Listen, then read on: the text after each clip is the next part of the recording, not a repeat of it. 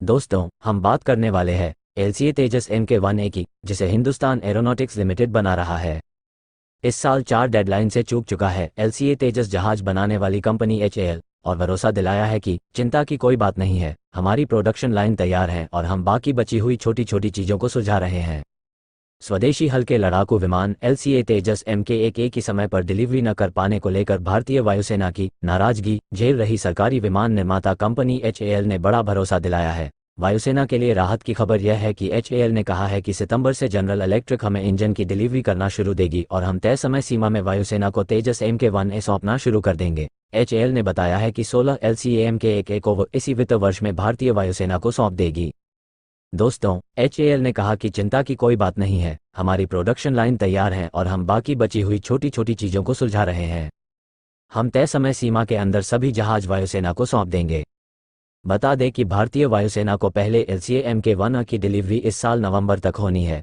इससे पहले HAL ने पहले फरवरी, फिर मार्च, उसके बाद जुलाई, फिर अगस्त की डेडलाइन दी थी। फरवरी 2024 में 3 LCA Mk1A वायुसेना को सौंपे जाने थे और उसके बाद हर 5 साल तक हर साल 16 जहाज़ों की डिलीवरी होनी थी। तेजस की डिलीवरी में देरी की वजह अमेरिकी firm GE general electric aerospace है, जो HAL को F404 IN-20 इंजनों की सप्लाई में देरी कर रही है। इंजन की डिलीवरी करीब 10 माह लेट है।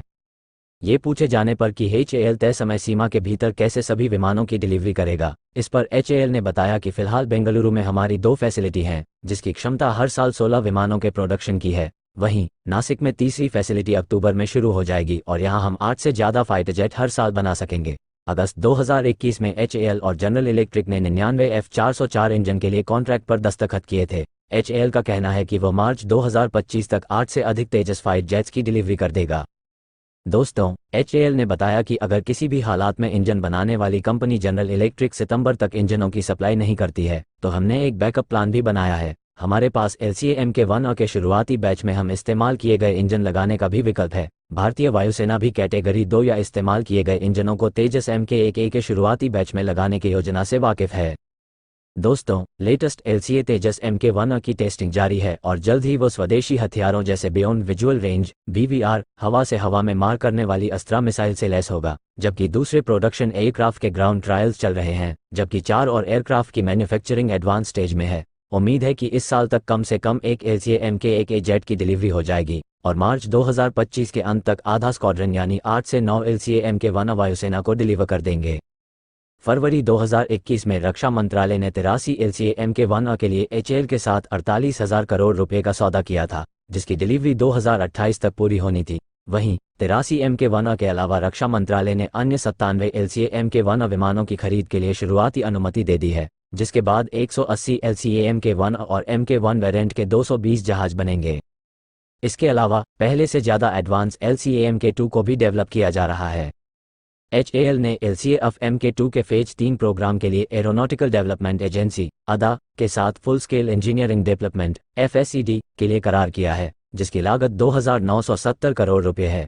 LCA Mk2 में GEF 414 इंजन लगाए जाने हैं। पहला LCA Mk2 2027 तक प्रोडक्शन के लिए रेडी हो जाएगा। Mk2 पुराने वर्जन के मुकाबले ज़्यादा समय तक हवा में रहने में सक्षम होगा और इसकी हथियार ले जाने की क्षमता भी काफ़ी अधिक होगी।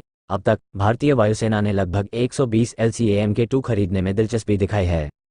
दोस्तों, अगर आपको यह वीडियो इन्फॉर्मेटिव लगी हो तो हमारे चैनल को सब्सक्राइब करें और बेल आइकन दबाएं ताकि आपको हमारी नई वीडियो का नोटिफिकेशन मिल सके। दोस्तों, आज के लिए इतना ही। वीडियो को पूरा देखने के लिए धन्यवाद। जय हिंद, जय भारत।